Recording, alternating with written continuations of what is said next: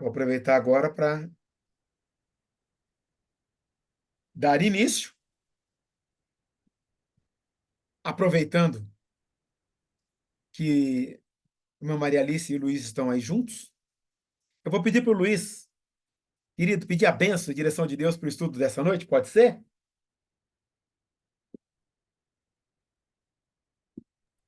Pai querido, o Senhor é onisciente, onipotente, onipresente, aquele que sabe tudo que pensamos, tudo que fazemos, Senhor. Aceita, Pai, a nossa adoração. Nós já sabemos que o Senhor é o único Deus do universo, o Criador da nossa vida, do Glória a Deus. sustentador do universo. Glória ao teu nome. O Senhor também é misericordioso, Pai. A tua palavra afirma isso. Tem misericórdia de nós, Senhor. Somos limitados, pequeninos, Pai, diante da tua grandeza. Estende a tua mão, Pai, abençoa o nosso pastor, abençoa nossas vidas. Queremos aprender do Senhor, Pai. Ajuda a gente nesta noite, Pai, e fala conosco em nome de Jesus. Amém. Glória a Deus. Amém. Amém. Deixa eu só fazer uma correção. Semana passada, eu falei do capítulo anterior e falei um absurdo, né? Porque na carta, só para vocês terem uma ideia, essa carta de Timóteo, ele começa falando, dando uma dica de como manter o brilho, conhecer o seu chamado, conhecer o evangelho ao qual ele está pregando, a si mesmo e também a sua missão. Já no 2, ele diz o seguinte, ele fala sobre vida e adoração da igreja, oração para mudar o mundo, perguntas preocupantes sobre as mulheres na igreja, o escritório do bispo e o ofício do diácono. E hoje, conselho sábio para o jovem pastor. Então, o que nós vamos ver hoje é algo bem simples, bem objetivo e bem claro. E eu creio que ninguém vai ter dúvida.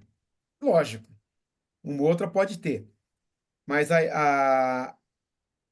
o texto em si, ele é muito claro. Por isso, apresentá-lo hoje vai ser bem facinho e de fácil entendimento. Eu vou projetar o texto para vocês.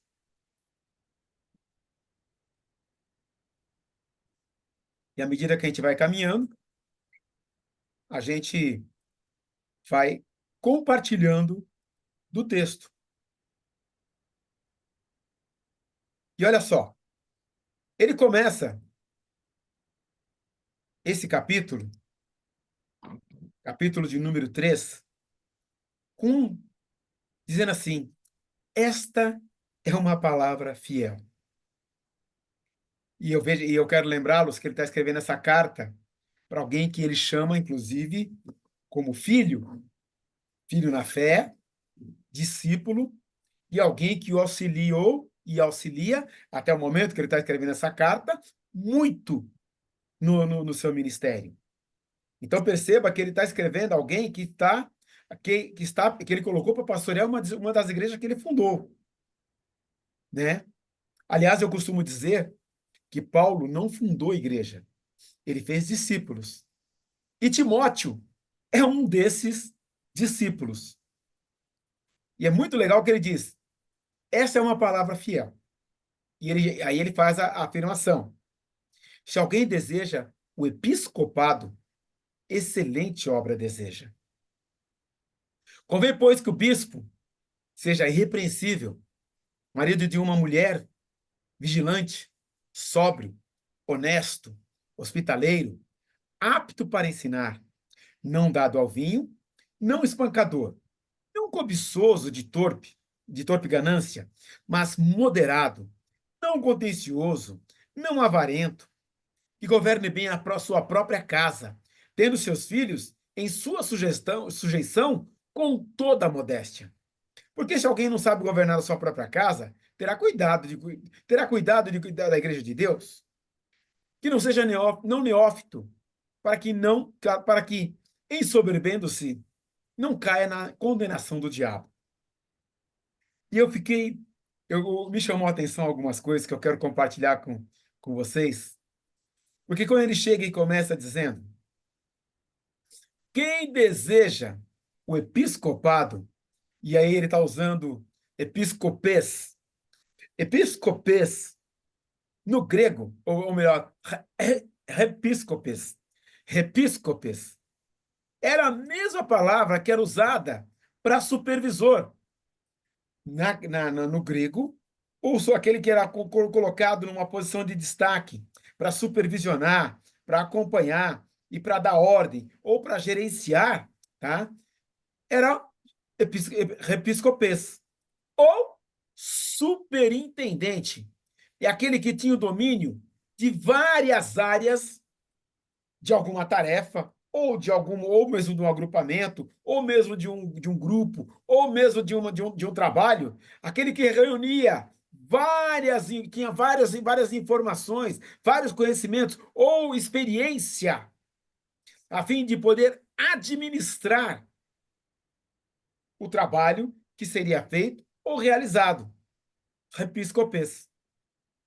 Então, quando ele fala repiscopês, aquele que deseja ser coordenador, administrador, superintendente, aí ele avança. E é legal que, inclusive, que o mesmo texto que é usado aí é a mesma tradução para ancião e presbíteros. Por exemplo, lá em Números 11:16, e o Senhor disse a Moisés: reúna 70 autoridades de Israel, que você sabe que são líderes e supervisores, é a mesma palavra, entre o povo. Leve-os à tenda do encontro para que também estejam ali com você. Ou seja, colocando supervisores sobre o povo ou líderes sobre o povo. E aí ele avança, dando toda a continuidade. E saiba que o corpo o que presidia os espartanos era chamado de Gerúsia, que significa junta de ancião. Aí você fala assim, ancião ou anciões? Ou seja, aquele pessoal que tinha mais experiência, mais conhecimento, tinha uma vivência maior, tinha uma experiência maior, esses eram colocados. O parlamento romano, pra vocês terem uma ideia, era chamado de Senado, que provém de senex, que significa homem ancião. Ou seja, aquele que já tem uma certa idade, já teve um grande número de experiências, já tem uma vivência, já passou por algumas situações. Tudo isso, aí ele entra no versículo de número 2. É necessário, pois que o bispo seja irrepreensível, marido de uma só mulher, sóbrio, prudente, respeitável, hospitaleiro, apto a ensinar. Não deve ser apegado ao vinho nem violento, mas sim amável, pacífico, não apegado ao dinheiro. Ele deve governar bem a sua própria família, tendo os filhos sujeitos a ele, com toda a dignidade. Pois se alguém não sabe governar a sua própria família, como poderá governar a casa de Deus? Ou a igreja de Deus? Irrepreensível. O que é o irrepreensível? A palavra no grego, inclusive, aí é anapilepton. Anapilepton diz o seguinte: é aquela pessoa que de vida ilibada. Ninguém o acusa de nada. Ou seja, todo mundo sabe que ele é uma boa pessoa na sociedade, não tem nada contra ninguém, não tem dificuldade com ninguém, não vive enroscado, não vive em problema, não é comum vê-lo envolvido em situações embaraçosas. Ou seja, ninguém tem nada a dizer contra ele. E irrepreensível,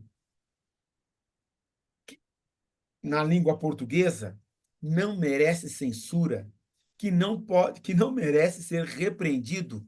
Conduta irrepreensível, que não há falhas. Perfeito. Aí você vai perguntar assim, Betão, tem alguma coisa errada aí. Perfeito só Jesus, cara. Mas, gente, tem pessoas que têm uma vida tranquila. Não vivem se envolvendo em situações embaraçosas. Tipo assim, não mete a mão em cumbuca. E antes de falar, tá? Ele pensa um pouco. Gente, vocês já viram, em Provérbios diz, até o tolo, quando calado, parece ser sábio. E Tiago fala, aquele que não refreia a sua língua, né? Fica difícil. Quer evitar encrenca hoje em dia? Se contenha. E, gente, já viu aquela expressão, quando um não quer, dois não brigam? Eu vi esses dias uma pessoa numa situação, e numa discussão interessante e tal, e a pessoa sempre que dava a sua opinião, o seu posicionamento, ela falava bem baixinho, bem tranquilo. Eu achei muito legal aquilo. Irrepreensível, que não merece censura. Ou seja, que ninguém vai cortar aquilo que ele está querendo dizer. Lógico, isso não. Aqui no Brasil ainda não cabe isso. Depende do que você pensa, a coisa fica complicada.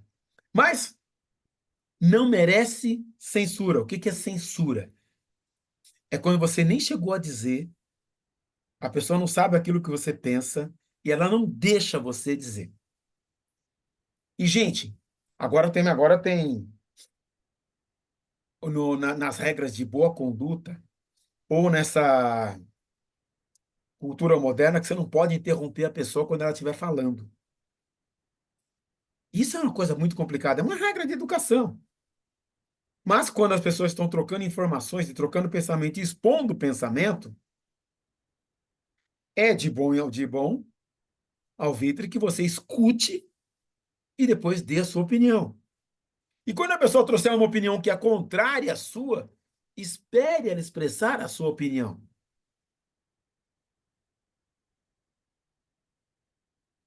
Simples assim.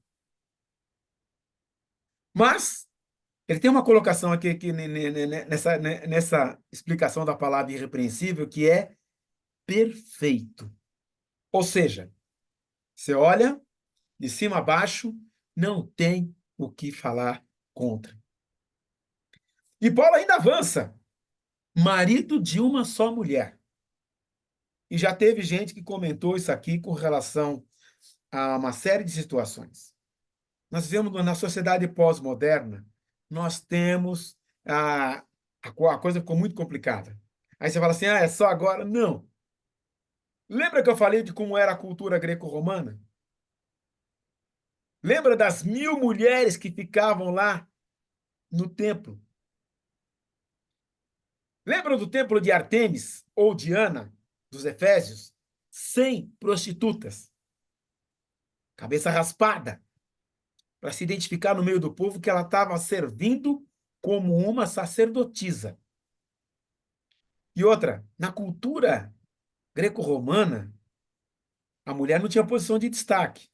Então, o homem, aquela questão, e até hoje, e gente, eu não quero, não estou querendo colocar uma posição machista, eu sou contra o machismo, sou contra o feminismo, para mim os dois são coisa do demônio, eu sou da posição de lá que Paulo colocou aos Efésios, maridos, amai as suas esposas do mesmo jeito que Cristo amou a sua igreja e se entregou por ela. Ponto. Amar de tal forma de se entregar por ela. E marido de uma só mulher, nós temos uma dificuldade muito grande hoje nos relacionamentos. As pessoas casam para ver se vai dar certo. Isso não existe, gente. E, mas você é contra quem se divorcia? Não, gente, para um acabar matando o outro é até melhor que divorcie mesmo. Você é a favor do divórcio? Também não sou a favor do divórcio. O que eu quero deixar claro aqui é que para ocupar a posição de bispo, ou de destaque na igreja, ou de líder, tem que ser irrepreensível. E ele vai dando outras qualidades. Não é só isso. Quando ele diz irrepreensível, é geral. Marido de uma só mulher não tem olhos para outra. Sóbrio.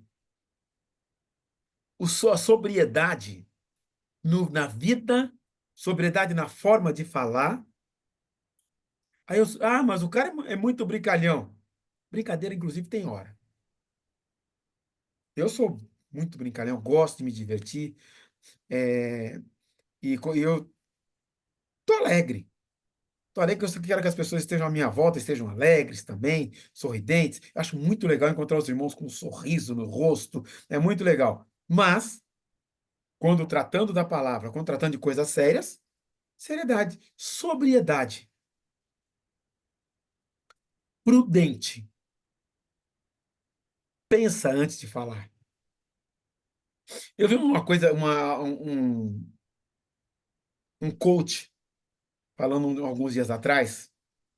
Ele estava no meio de uma entrevista e quando a pessoa lhe fazia uma pergunta, ele fazia outra pergunta. Aí a pessoa falou assim, mas peraí, por que toda vez que eu te faço uma pergunta, você me faz uma outra pergunta de volta? Ele falou assim, eu tenho tempo de pensar na pergunta que você me fez e não respondo como se fosse tolo, sem pensar na resposta ou sem pensar naquilo que eu estou falando. Uau! Tiago, depois você vai dar uma lida em Tiago. Tiago dá uma dica ótima também, né? Com relação a isso, para refrear a língua. Não falar sem pensar. Isso é ser prudente.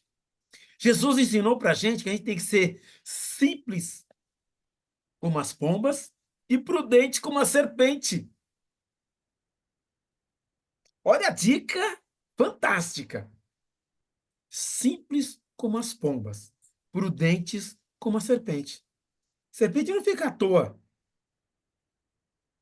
dando moleza para qualquer outro predador. Quando ela anda, ela está olhando tudo que está acontecendo. E quando ela vai dar o bote, a pessoa só percebe depois que já foi mordida. Prudente. Respeitável.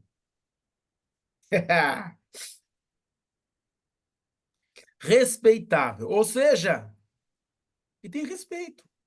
Que as pessoas olhem quando ele chega. Opa, chegou.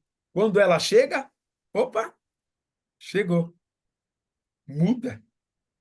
Ah, mas estão falando dela? Não, não, não, mas é que agora tá uma bagunça aqui. Agora a coisa aqui já vai no outro patamar, já vai no outro, uma outra direção. Eu vou expandir isso ainda um pouco mais, porque tem que ser hospitaleiro. O que é hospitaleiro, gente?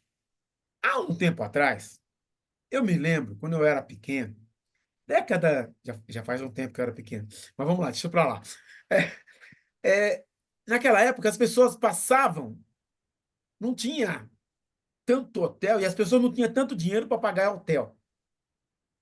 Eu me lembro quando os meus tios, primos, parentes vinham da Bahia e se hospedavam na casa da minha avó, na casa do meu avô, na minha casa. Era comum.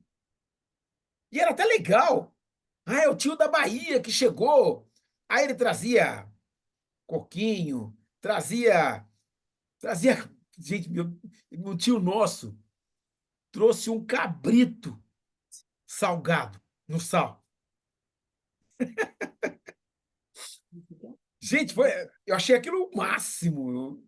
E depois que dessalgou, que cozinhou, todo mundo comer cabrito, coisa que não tinha aqui com facilidade na época.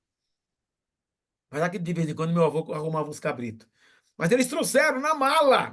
Aqui era mala. A mala é um negócio de outro planeta. Era uma mala de couro com aquelas tiras, eu me lembro até hoje, com os rebites. E eles vinham, passavam em casa e ficavam. Não ficava 2 dias. Vinha para ficar um bom tempo. Até comer o A cabrito. gente não tinha dificuldade em receber as pessoas. A gente não tinha dificuldade em ter as pessoas. Eu me lembro, inclusive, uma vez, nós estávamos na congregação do Jardim do Estádio, que hoje é a Igreja Batista do Centenário, e um rapaz lá teve uma dificuldade. Na verdade, ele ficou possesso no culto. foi liberto, graças a Deus, o demônio foi expulso. E depois do culto, depois ele cultuou com a gente, eu levei ele para minha casa. Ele dormiu na minha casa. Ô, cara, então você é o cara que está aqui, o hospitaleiro. Hoje, uma pessoa que eu não conheço, gente, sinceramente, eu não sei se eu traria para minha casa.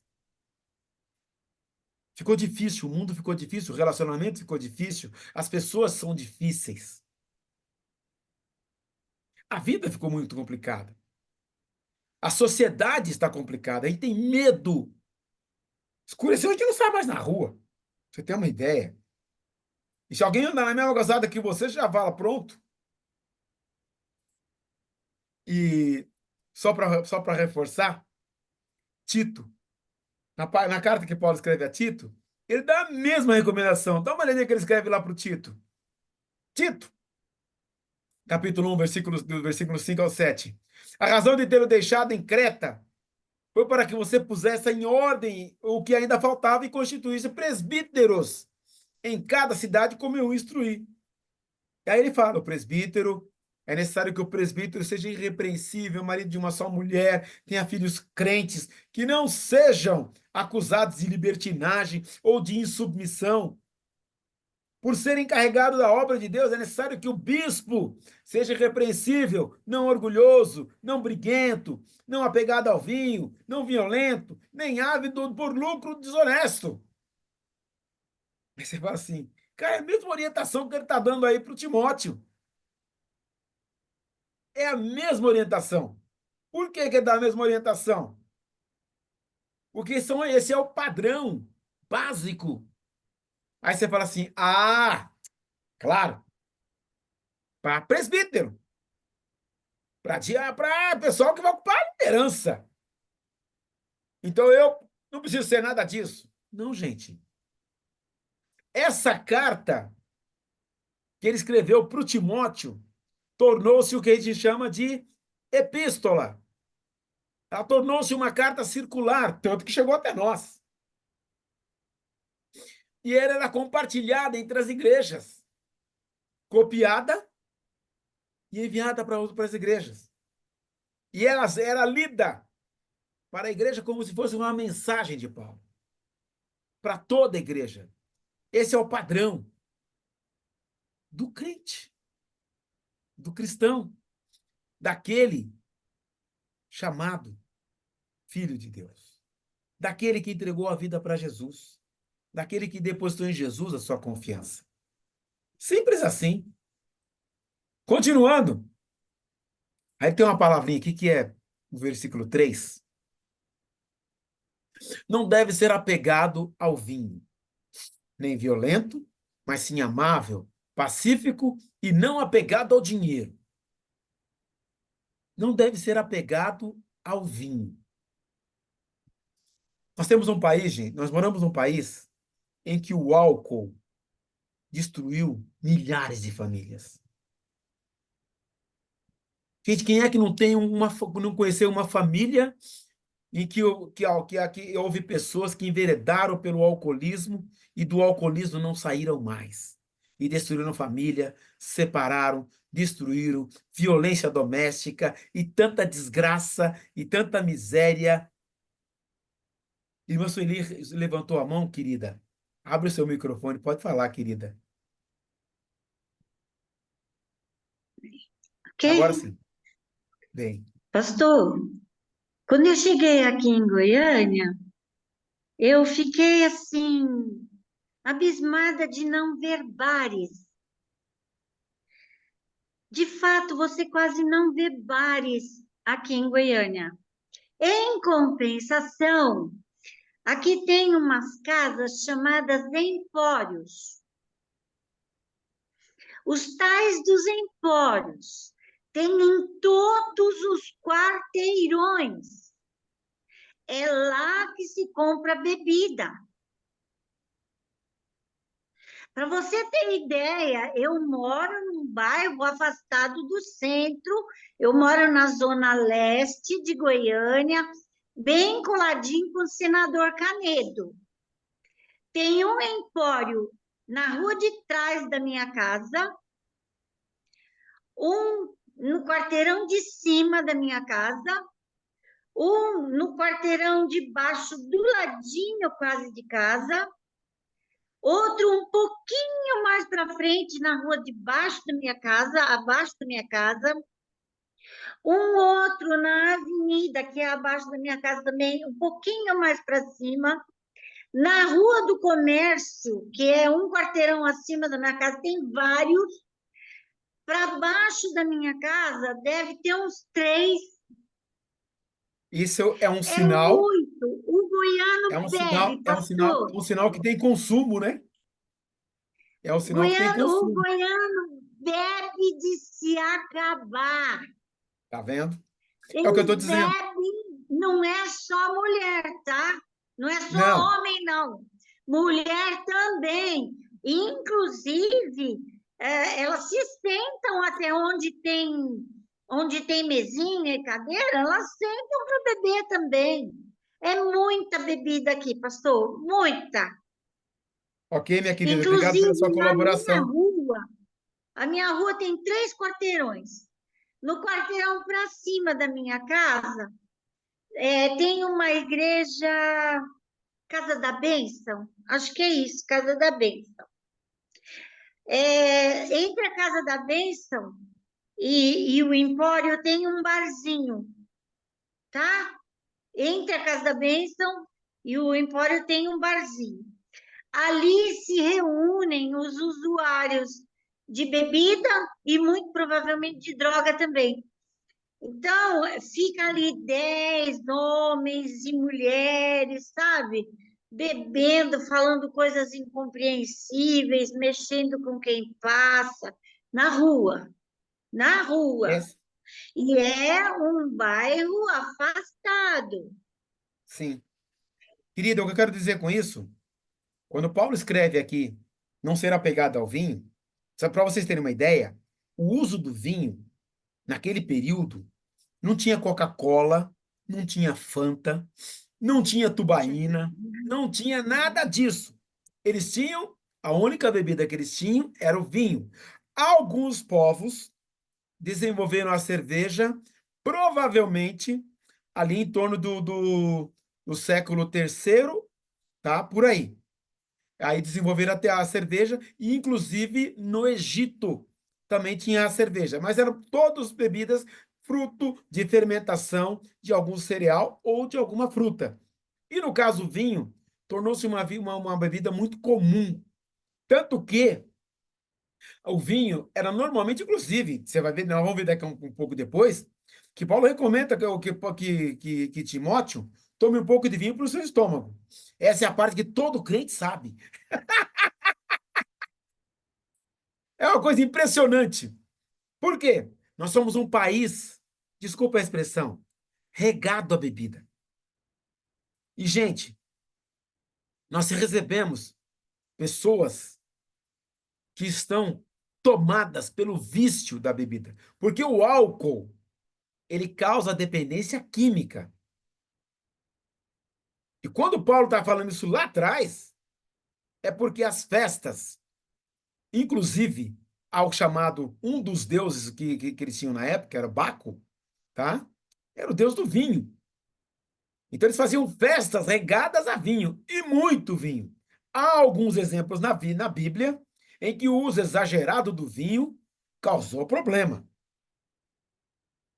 Nós temos algumas situações na Bíblia relatando que o uso exagerado do vinho causou situações bem constrangedoras e de difícil da gente entender como é que chegou naquele ponto.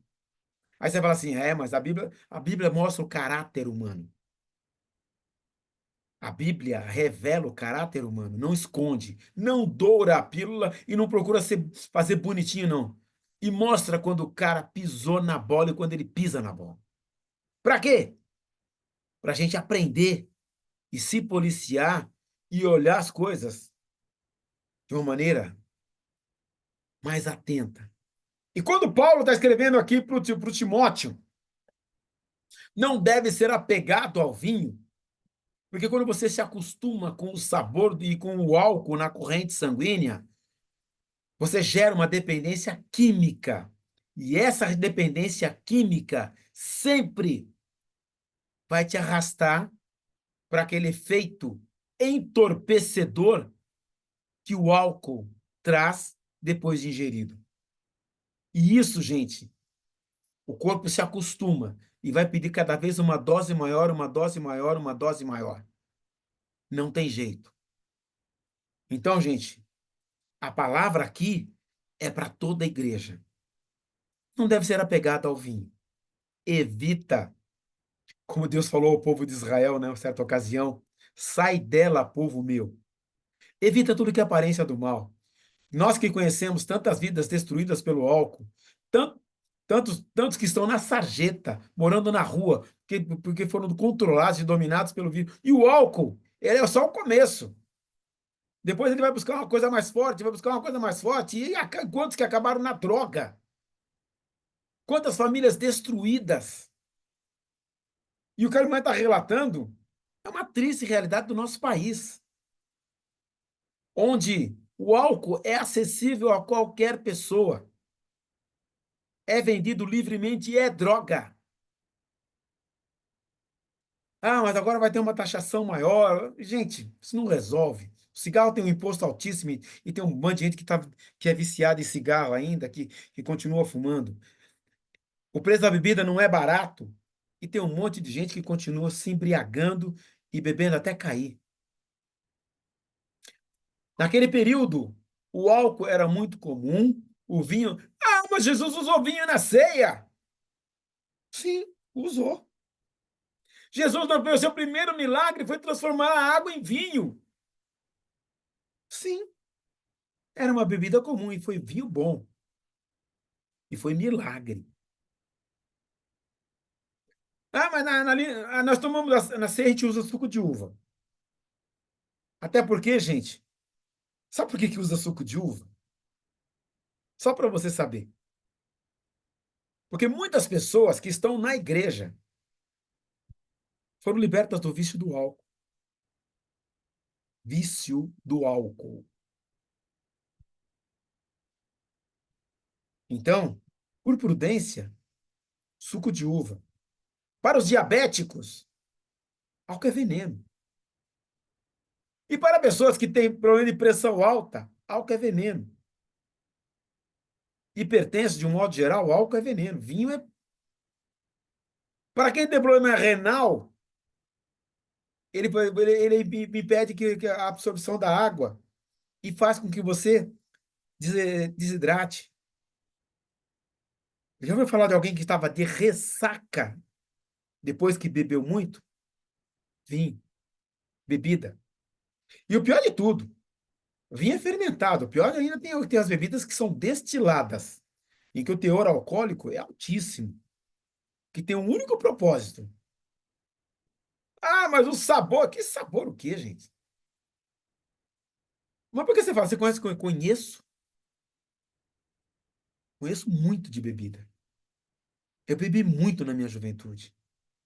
Tudo que eu tinha direito e um pouco mais. Tudo que um corpo humano suportava e um pouquinho mais. E Deus teve misericórdia de mim. Me livrou daquilo. Então, quando Paulo fala para não ser apegado ao vinho, é para que você não seja pego, ou envolvido, ou engodado por essa maldade. E, gente, aqui no Brasil, a lei para quem dirige embriagado é pesadíssima. Você pode observar que todos os desastres, as desgraças que acontecem no trânsito, 90% o motorista estava embriagado. É um horror. Estão matando gente. Está matando pessoas. E por isso que São Paulo está dando essa orientação. E eu estou aqui batendo tão forte e expandindo tanto. Nem violento. Ah, mas eu estou certo, eu tenho razão.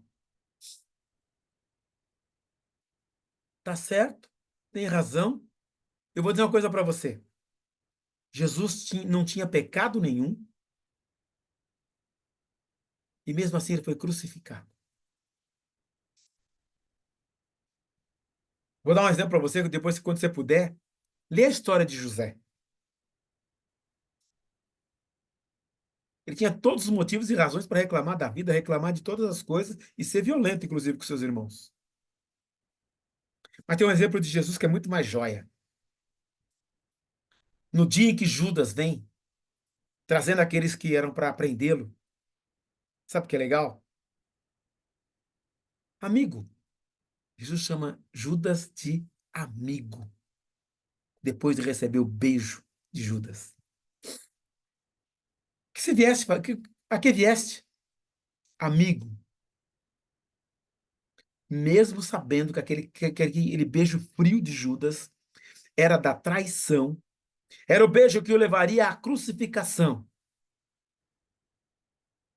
Coisa mais linda, um dos momentos mais lindos do ministério de Jesus é quando ele recebe aquele cara que o trai, que está trazendo as pessoas para prendê-lo, as pessoas para a qual ele vendeu Jesus, ele o chama de amigo. Quando Paulo está escrevendo para o Timóteo, nem violento você não pode ser. E mesmo quando for afrontado, tranquilo. Mas sim, amável. Amável. Pacífico. Não, não, vamos tirar esse negócio ali para agora, eu quero saber. Não, não, para. A justiça é do Senhor. O Senhor é quem faz justiça. Eu quero saber, vai ter que falar na minha cara. Para. Olha, eu tenho um negócio, sabe aquele irmão lá? Eu não quero saber. Não, eu não quero saber, não preciso saber. Vamos orar por ele? Você percebeu a diferença? Ah, mas aí ele. Não precisa. Ele está com dificuldade? Vamos orar por ele. Ou aquele irmão falou, não, querido, querida, não precisa. Eu conversei com uma irmã há alguns dias, atendi ela e o seu esposo. Eles tiveram uma dificuldade com uma outra irmã na nossa igreja. E a irmã se sentiu ofendida e elas pararam de conversar. Aí a irmã nos procurou. Pastor, eu tentei me reconciliar com ela, tentei falar com ela, perguntar o que eu tinha feito, que eu nem tinha percebido, e ela não quis falar, e disse que não ia falar naquele momento. Mas já passou um tempo, eu quero me reconciliar com ela. Eu falei, tudo bem, vai se reconciliar com ela, e eu vou pedir para ela falar o que eu fiz. Eu falei, não, não, não, não.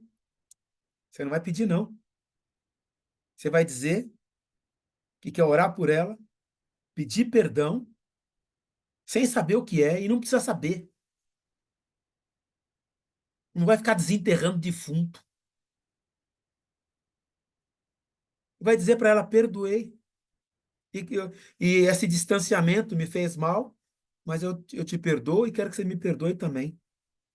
Simples assim. Ah, mas eu queria saber. Não precisa saber, querida. Não vai ficar desenterrando defunto, trazendo à tona, ou ficando aí dando vitória para Satanás, falando do pecado. Você confessa para Jesus. Ah, mas eu queria. Pede perdão ao Senhor e ora por essa pessoa que você ama e diga a ela que você ama, que você quer cuidar dela. Se você puder, se tiver alguma coisa que você possa fazer, você está disponível. Agradece em nome de Jesus e segue o seu caminho. Quando encontrá-la, sempre procura abraçá-la, tratá-la bem e não estica o chiclete.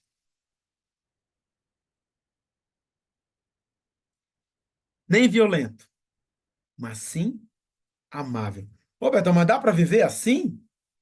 Jesus vivia assim. Olha o exemplo de Judas. Ele beija Jesus e Jesus diz: amigo, a que vieste? E Jesus conhecia o coração de Judas, sabia que o Judas tinha feito, sabia por que eles estavam vindo, sabia que ele ia sofrer. Amigo, a que vieste? Nem violento, mas sim amável, pacífico e não apegado ao dinheiro.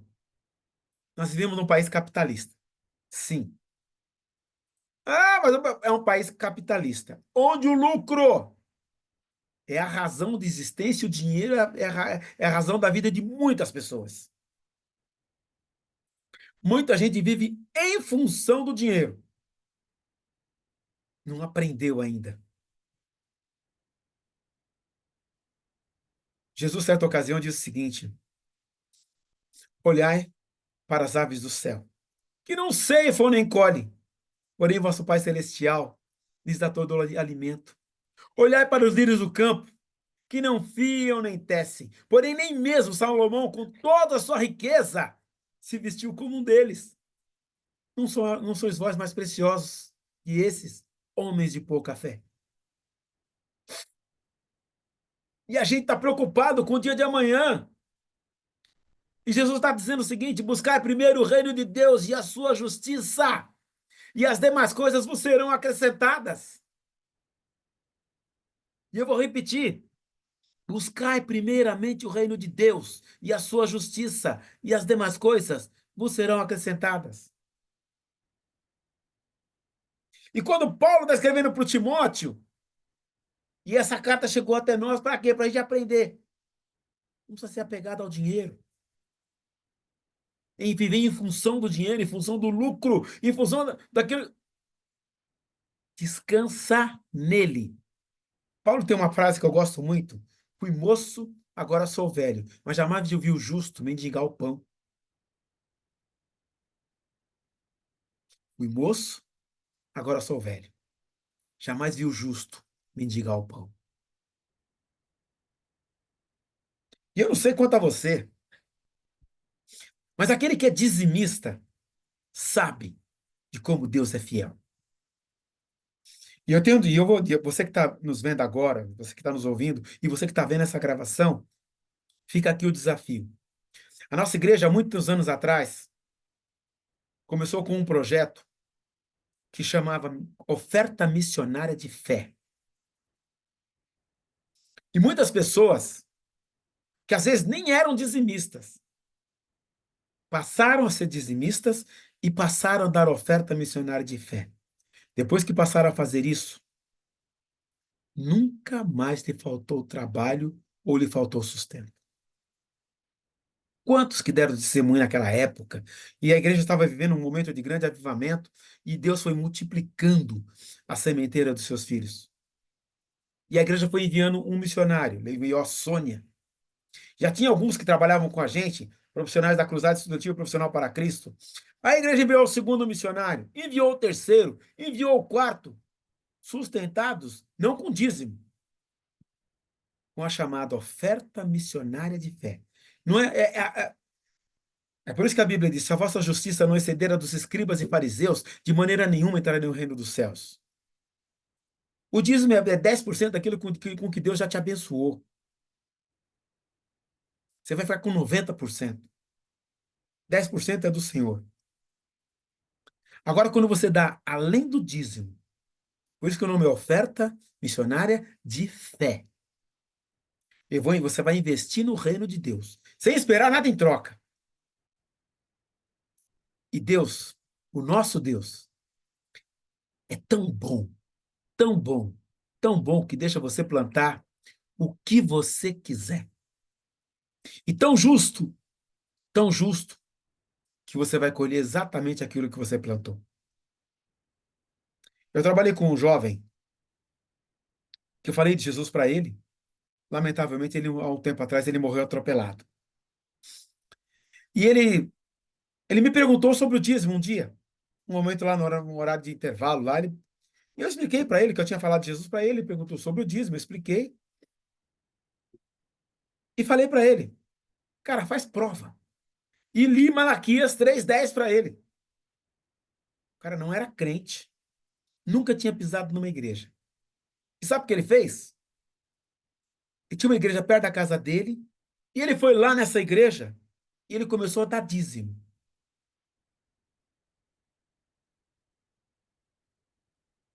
E depois de um tempo, eu não sabia, até passou, eu tinha até esquecido daquela conversa. Um dia ele chegou lá para mim, Roberto, posso falar com você um minutinho? Eu falei, claro. Você lembra aquela conversa que nós tivemos aquele tempo atrás, tal, tal, tal? Que eu te perguntei, você falou para mim de Jesus, tal? Eu falei, lembro. Eu estou frequentando uma igreja. E você lembra que você falou que eu perguntei para você do dízimo? Lembro. Pois é, eu estou dando dízimo. Cara, a minha vida financeira estabilizou. Não devo mais nada para ninguém. Estou com dinheiro aplicado no banco. Sabe por quê, gente? E esse cara se converteu. Ele, a família inteira. Porque Deus é fiel. E quando Paulo escreve aqui, não apegado ao dinheiro, é para você entender que Deus é suficientemente poderoso para sustentar a sua obra, a sua igreja, e tão maravilhoso que cuida de mim e cuida de você. Show de bola, né? Esse é o Deus que a gente confia. Esse é o Deus que eu prego. E avanço. Ele deve governar bem a sua própria família, tendo os filhos sujeitos a ele com toda a dignidade. Opa! Governar bem a sua própria família. E olha que legal, tendo os filhos sujeitos a ele, ou seja, criados na obediência, com dignidade. E sabe o que é legal? Pois se alguém não sabe governar a sua própria família, como poderá cuidar da igreja de Deus? E ele avança ainda mais. Não pode ser recém-convertido, para que não se soberbeça e caia na mesma condenação que caiu o diabo. Também deve ter boa reputação perante os de fora, ou seja, aprovado. Eu gosto de uma frase que eu de um versículo que é mais ou menos assim. Nós vamos falar sobre ele daqui a um tempo. Procura apresentar-se diante de Deus aprovado, como obreiro que não tem do que se vergonhar e que maneja bem a palavra da verdade. Ter boa reputação perante os de fora, para que não caia em descrédito. Aí isso é vida bonita, né? Olha que legal.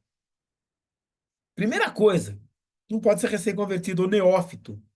A palavra, inclusive, usada aqui no grego é neófito. Ou seja, novo na fé. Não tenha conhecimento, não tem uma vivência, não tem uma experiência com o corpo de Cristo, com a igreja de Deus, com as pessoas, do convívio com pessoas. Para quê? Para que não se ensoberbeça. Opa, agora eu estou aqui, supervisor, líder de ministério, diácono, pastor, missionário, líder, tá? Eu sou um cara e agora tem que me obedecer, hein? Não. O princípio já foi dado antes. A coordenada já foi dada antes. Já foi dado o ensino de como que vai viver. E boa reputação. Ou seja, as pessoas o conhecem. Tem uma vida digna, bonita. Lá na sua vizinhança, lá no ponto de ônibus, lá no trem, lá na faculdade, lá no seu trabalho, lá na escola, lá no seu condomínio. Como é que ele é conhecido? E eu faço uma pergunta retórica agora.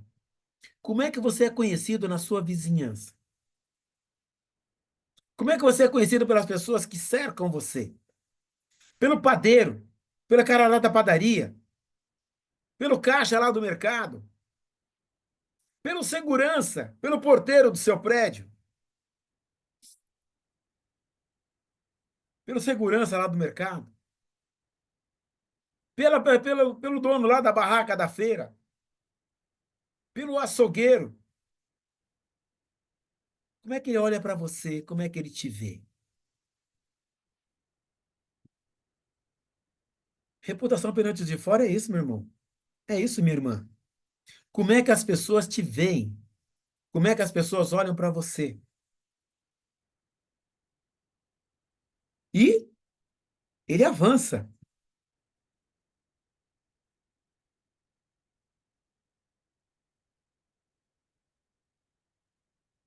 Aí ele fala dos diáconos. Os diáconos, igualmente, devem ser dignos. Opa, cheque. O cara é digno. Homem de palavra, cheque. E olha só que legal. Não amigos de muito vinho. Ah, Betão, que legal, hein? Não amigo de muito, mas de um pouquinho. É lógico que é provocação, né, gente? Nem de lucros desonestos. Quanto é o preço? Opa, nesse aqui dá para ganhar um pouco mais. Ah, nesse aqui, misericórdia. 8:21. Eu já, eu vou parar aqui no versículo 8 e a gente continua na semana que vem, combinado? Deixa eu parar aqui a minha apresentação no versículo 8 e vou franquear a palavra para vocês, como a gente sempre faz. Essa é a ideia. Dúvidas, comentário, críticas, a palavra é de vocês. Interessante que o Timóteo não era casado, era? Exatamente, ele não era casado. Ele era um jovem. E outra, quando Paulo o conhece, ele estava, vamos dizer assim, entrando no que a gente chama aqui de adolescência. Bem novo aí, Acredita-se em que nesse tudo, né? período, porque nesse período, gente, as pessoas com o cara com 30 anos já tinha que estar avançado na vida. E o Timóteo, a primeira vez que Paulo passa na sua primeira viagem missionária, ele passa pela casa de Timóteo, mas a Bíblia não relata que eles se encontraram. E depois ele diz o jovem, o jovem, o jovem. Paulo era É jovem. Quando interessante. chama Timóteo de jovem, ele devia estar saindo do adolescente e entrando, né, na idade adulta. O que eu estou vendo aqui é que esse aqui não precisa ter um chamado. A pessoa pode aspirar, desejar isso. É bom estar ali na frente, Exatamente. supervisionar, mas tem que realmente. Ele pode até não ser casado. Se for casado, tem que ser marido de uma só mulher. E Exatamente. se ele for solteiro, ele também tem que ser exemplo na casa dele. Dá essa impressão, senão ele não chamava nenhum solteiro ali, nem o Timóteo não estava junto. E então é necessário, tudo isso que você explicou muito bem. Eu estou com uma impressão que não é um chamado aqui. Qualquer pessoa pode falar, não, eu quero chegar lá. E eu vou obedecer, eu vou estudar a palavra, vou aprender e vou ser útil nessa obra. Porque você vê que ele não põe lucro nenhum para o cara aqui, para esse Sim, cara aqui, tá? Cordato, ele é servo de todos. O irrepreensível quer dizer não vive na prática de pecado. Não quer dizer que exatamente. ele é santo, santo, santo, santo. Nem, não tem um de nós que é santo. Mas os meus pecados, vocês dificilmente vocês vão conhecer, porque é aquela coisa deu com Deus, à medida que Deus vai falando. Às vezes um pensar, um julgar, uns maus costumes que a gente traz, às vezes, desde berço. E eu falo que... Mas não tem a prática de pecado. Quem olha para mim fala, nossa, aquela mulher é perfeita. E, mas não... Mas Deus sabe como que eu luto com os meus pecados. Como é que é difícil eu mesmo me aguentar, tá? E, Mas é interessante isso aí. A pessoa, você explicou muito legal, tudo isso aqui, não dado ao vinho. Se vê que na época deles, o vinho, não sei se era tão alcoólico, fazia tão mal como esse, porque o vinho de Jesus parece que tinha uma pureza, porque eles conseguiam sentir sabor, que é aquele cara que eu acho que já está bêbado, eu acho que ele nem sente sabor, aquilo entra, porque é uma coisa horrível, né? Aquilo Isso. entra e eu mesmo, a gente tinha aquele costume, mesmo as moças, tomava alguma coisinha assim para almoçar, para jantar. Eu via que tomava aquilo, parece que a cabeça não era mais a mesma que tinha o Espírito Santo. Eu falei, não, isso aí eu não ponho na minha boca depois que eu aceitei Jesus. Porque a gente percebe que você não está mais na tua lucidez com Cristo Jesus. Tem alguma coisa que atrapalhou tua mente de Cristo ali, porque nós temos a mente de Cristo, né? A mente de Cristo não pode ser deteriorada por alguma bebida que ela transforme, né? E nem por nada. E, e é interessante que o neófito, ele realmente, se ele pegar um cargo desse que ele esteja acima, ele não vai conseguir sustentar. Ele não fala, se ele for bem crescido, novinho, mas bem crescido, não. Ele não quer novo na fé. Por tudo isso que você já falou. Porque realmente ele vai ser atentado a desviar, né? E ele fala que não incorra, porque ninguém se sustenta. Pelo contrário, é necessário que ele tenha bom testemunho dos de fora, Isso. a fim de não cair no opróbrio e no laço do diabo. Toda pessoa que está na frente de um trabalho, ele tem que ser provado. Antes ele tem que ser provado. Eu até estava lendo uma parte da escola dominical que falava, não, o que não fica bem dentro da igreja dele, ele não pode nem ir para longe. Não, mas nem para perto não serve. Exatamente. Se você não tiver uma vida condigna, você não serve para nenhum ministério. A gente vê que este aqui, o episcopado, ele é um pouquinho, está num nível um pouquinho mais de responsabilidade do que o diácono. Mas ele cobra do mesmo jeito, essa ser irrepreensível, não viver no pecado. Se acontecer algum pecado, não precisa cortar ele fora, mas ele vai ver que foi um acidente, imediatamente ele já vai se reportar e vai ser limpo, não é?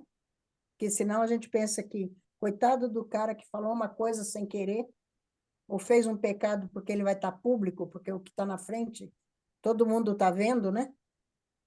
E quanta coisinha, e a gente tem que orar por eles e ter amor também, não é por qualquer coisinha que ele vai ser cortado ou discriminado, né?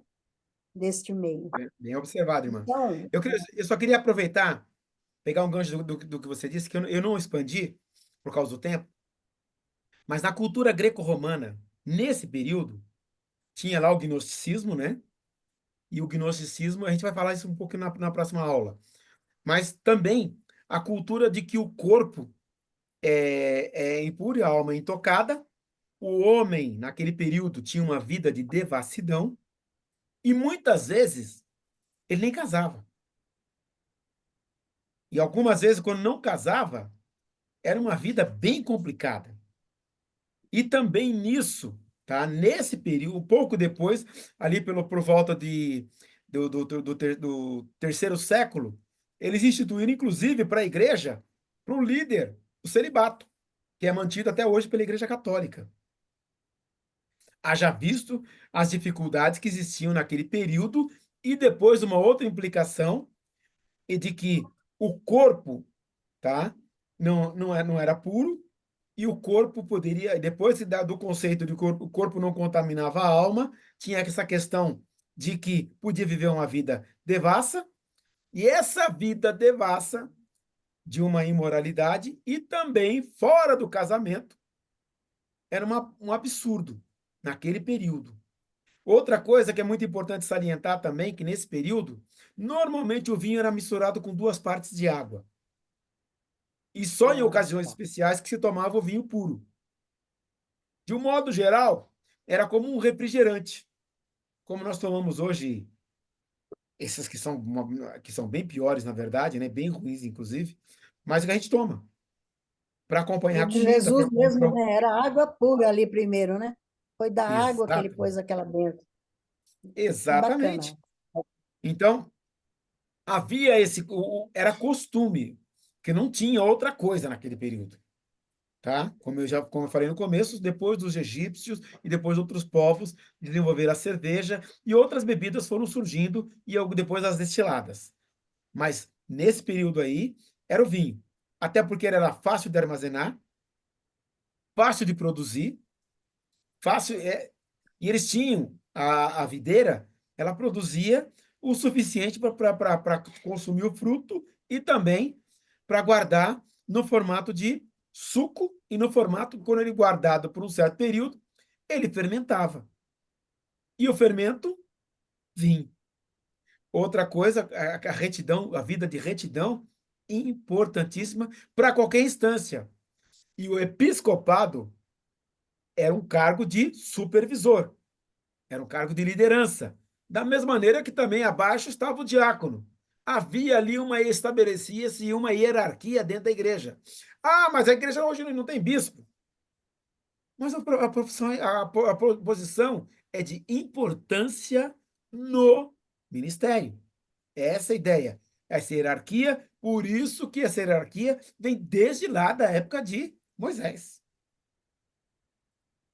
Ok? Coloque pessoas em grupos de 50 para poder administrar.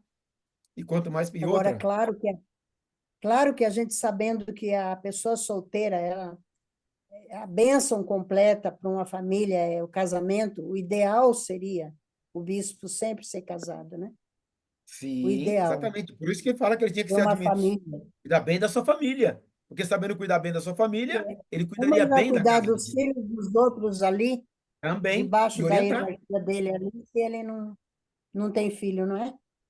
E eu não expandi, mas ele diz ensinar também. Também tem É. isso aí. Eu não expandi porque não dá para expandir por causa do tempo, mas eu só coloquei agora diante do que a irmã colocou. Obrigado, irmã Maria Alice, pela sua colaboração. A irmã Sueli levantou a mão também, Tá. e depois a auxiliadora. Pastor, a gente deixa para a semana que vem, para não estourar demais o tempo, pode ser? Pode ser, guarda aí a pergunta, tá ok? Então, auxiliadora. Então, pastor, o que eu entendi foi isso. Por conta da sociedade, se dessa forma, né, viver dessa questão, é que Paulo vai orientando como que deve Exatamente. ser o líder da igreja. Então, o líder não podia ter essa vida devassa que os demais tinham. É isso mesmo, né? Exatamente, exatamente. E hoje, lógico, hoje a gente vive numa sociedade em que, se você pegar, assistir uma novela, assistir um filme, tem aquele encontro com aquela ou com a outra, toca aquela musiquinha romântica, você fala, que coisa linda, você torce para aquele romance fora do casamento. Torce pro errado. Não, gente. E outra, o padrão brasileiro hoje, se é festa, o que que tem que ter? Bebida. Gente, nós temos aqui no Brasil a maior festa popular do mundo, que é o carnaval. O que que é aquilo? E outras. Eu não vou precisar ir longe, não, tá? Passei aqui pelos bairros afastados aqui por essas comunidades, tá lá o pancadão. Eu morei do lado de uma comunidade, eu morava em frente a uma praça. Gente, depois que terminava, os pinos de cocaína estavam espalhados lá pelo chão, usados. As meninas, quanto mais curta fosse a sua saia, melhor. Quanto mais curto o seu vestido, mais interessante era. E mais ela queria que aparecesse o que ela tinha embaixo do vestido. A gente via isso na porta da minha casa. Aí a polícia veio e, graças a Deus, acabou com aquilo. Fizemos um movimento lá para Então, acabar com aquilo. e você sabe que tem alguns lugares, no baile funk, a menina, para entrar, se ela tá sem calcinha, ela não paga. Olha, gente, Não, olha onde eu já chegamos. eu não queria citar isso, porque o que eu vi Mas, ali é horroroso. Então, mas é por aí mesmo. É uma pastor, é, barbaridade. E outra, mas isso naquela época era devassidão. Hoje, adolescência, gente, o negócio está completamente invertido. E não só isso. Sem contar a questão da homossexualidade, sem contar a questão das drogas, sem contar a questão da maconha. E ainda vai lá o nome. Bom, não vou nem falar daquele pessoal lá não que. corta. Para não. Senão daqui a pouco eles derrubam a nossa gravação. Então, a coisa está no nível de baixaria e de miséria que esse Sim, padrão que Paulo coloca tem que ser o padrão para a igreja. Porque senão, você está misturado no mundo e junto com eles e a normalização de algumas coisas que se você não aceitar, você não faz. Opa! E você vai ser rotulado com alguns títulos que não são nada agradáveis e cuidado com o que fala, e dependendo da forma que você fala, você pode acabar até preso. apenas. E esse é o padrão para Misericórdia. nós hoje. E é difícil você viver Aí você esse fala assim: padrão mas numa sociedade às avessas.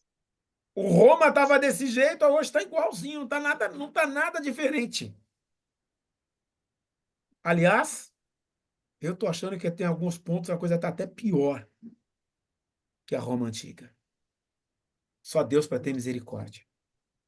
Queridos, queridas, a gente continua semana que vem. Eu vou pedir para a auxiliadora orar agradecendo por esse encontro. Tá E a gente bom. continua na terça-feira que vem. Pode ser? Tá bom, gente. Graças a Deus, eu fui lá na médica para mostrei o resultado do exame. Glória a Deus, não tenho nada. Tudo dentro do Isso, normal. aleluia! Glória a Deus é Deus, bom, né? Glória a aleluia! Deus. Glória Fiquei a muito Deus! feliz. Falei, ai, Aleluia! Senhor. E Ô, foi tão bênção! interessante que Deus já tinha colocado paz no meu coração. Falei, mas vamos fazer, né? Já que a médica está pedindo, vamos obedecer, vamos fazer tudo direitinho. Mas glória a Deus, deu tudo certo. Foi Ê, isso que eu falei para bênção! ela. Glória a Que Deus, delícia estou livre. ouvir testemunho assim de Deus Tá fazendo, bom? cuidando, Então, abençoando. vamos orar e vamos Fica à agradecer. vontade, querida, na presença Senhor de Deus. Jesus, nós estamos aqui porque nós amamos o Senhor, ó Deus. Glória ao teu nome, Senhor. Estamos aqui porque queremos aprender mais da tua palavra, porque a tua palavra mesmo afirma que a Bíblia é lâmpada para os nossos pés e luz para o nosso caminho. E Deus, quanto mais nós lemos a tua palavra, mais nós nos sentimos diminuídos, Jesus. Nós estamos difícil, está mais difícil chegar perto do Senhor. Porque à medida que nós vamos aprendendo a tua palavra, nós vemos que os nossos pecados são mais do que aquilo que nós imaginamos. Mas louvo o Senhor pela graça do Senhor, pelo perdão que há em Cristo Jesus, Pai.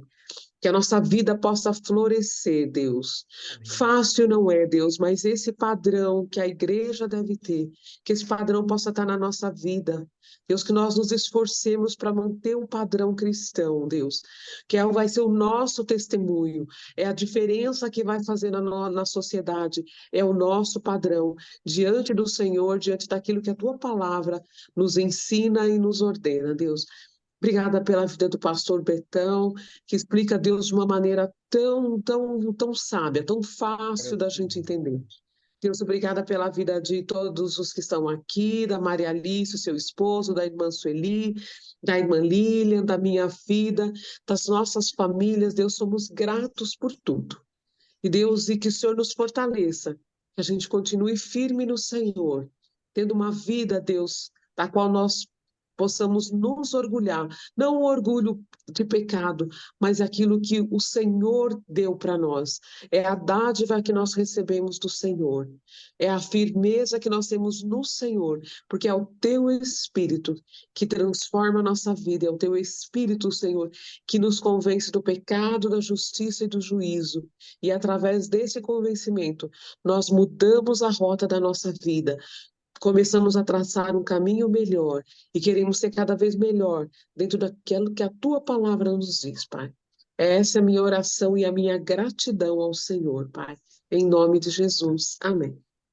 Amém. Boa noite. Glória a Deus. Deus Restante de semana abençoe. abençoada para vocês. Fiquem na paz. Amém. Amém. Deus Amém. abençoe. Deus abençoe. Amém.